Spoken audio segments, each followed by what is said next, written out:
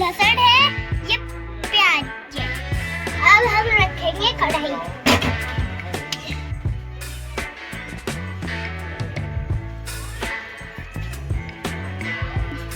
अब हमने तेल डाला है। अब हम जीरा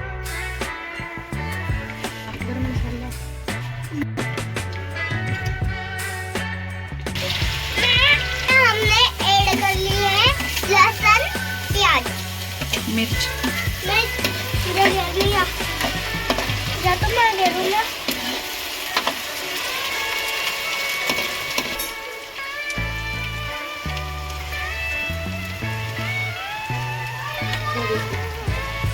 डाल दे सारी।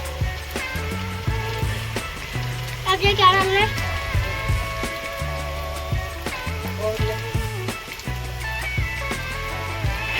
अच्छा खासा ले लो और ले थोड़ा। हल्दी और मिर्च, नमक डालना है। और ये चीज़